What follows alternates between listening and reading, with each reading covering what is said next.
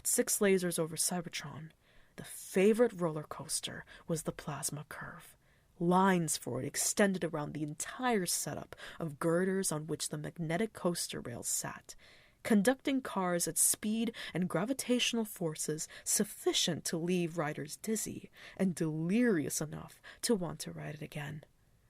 There were 71 of those girders sunk into the surface of Cybertron and anchored with welded bolts. As Orion Pax created the channel for Megatron's first communication to the Cybertronian public, another feed exploded across the grid, spilling across a giant screen in the pyramid's interior. 36 minicons, their polished frames glinting in the garish light of the coaster's signs and logos, scattered across the bases of the girders. They formed 2 concentric circles, one spread around the outside girders and the other clustered near the center of the plasma curve's course. Above them, the track whined and groaned as the next set of cars whipped through the first turn. Waiting Cybertronians looked up, ignoring the minicons. All they thought about was their turn on the curve. Then, simultaneously, the 36 minicons detonated 36 fusion bombs.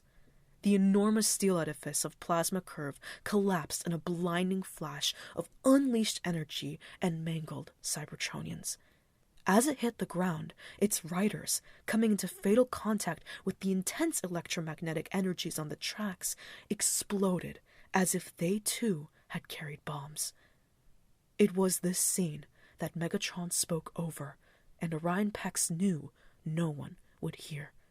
The truth would not matter. Yet still, he thought, it matters to me.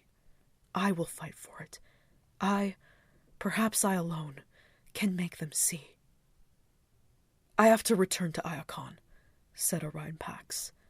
Megatron clasped his shoulder. Do not leave angry, brother. What has happened was the will of Primus, else it would have not happened. We are the vessels of our Creator's will, are we not? We have our own will, Orion Pax said. The code of Primus is what guides us to know when we should and should not exercise it. The 2 Cybertronians looked at each other. We are friends, Megatron said. We will do great things together, but we must also realize that once we set events in motion, they will not always unfold according to our plans. That, too, is the nature of free will, is it not? It is. Orion Pax admitted this reluctantly, feeling somehow cheated of the chance to make an important point because of the way Megatron had framed the discussion. This was the great orator's gift. Megatron, the champion gladiator, had been rousing crowds since early in his career. Orion Pax, the peerless data clerk, had never needed to.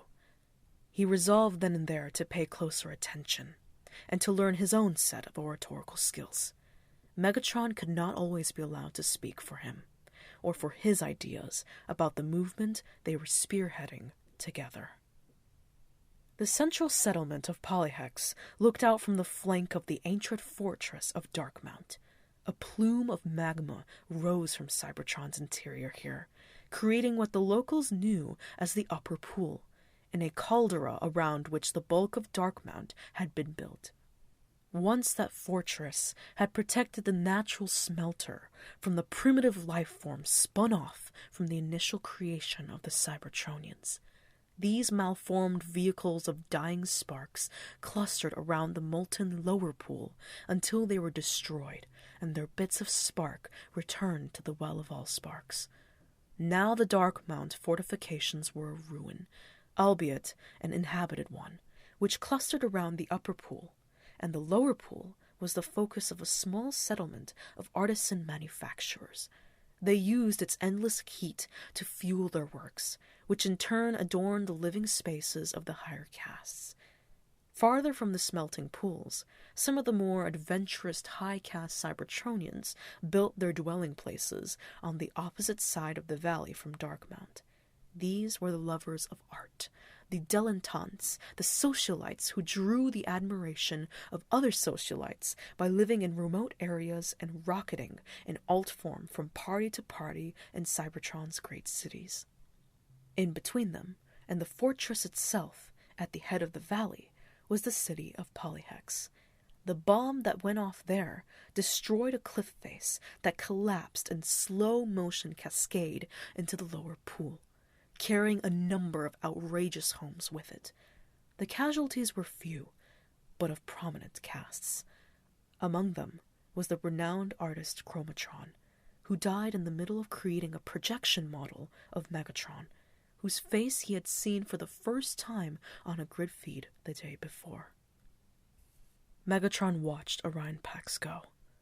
"Brother," he said, knowing Orion Pax could not hear, "you must understand that I did not wish this.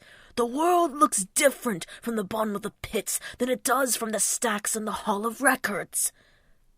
Behind him, Soundwave and Shockwave stood silently, until the great door of the pyramid had boomed shut behind Orion Pax. Then Soundwave said, "Should I have him followed?" Stanix was one of the radial nodes in the great architecture of information that Cybertronians had for gigacycles called the grid. Feeding from the central servers and the great pool of data at the Hall of Records in Iacon, each node served as a backup and distribution point for communications that did not need approval or routing through the central processors. The node itself was built into a crenellated ridge at the eastern edge of the city of Stanix itself. Above it sat the forbidden Fort Syek, a training site for the council militias and local civil defense regiments.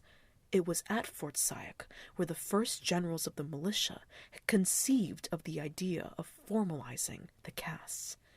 And it was at Fort Syek where a bomb destroyed the headquarters of the current militia magistrate. His name was Gauntlet. He took pride in the history of the site, and in the history of the militias of Stanix. He was a believer in caste, and had never considered a life outside the military caste into which he had been channeled the moment he emerged from the Well of Allsparks.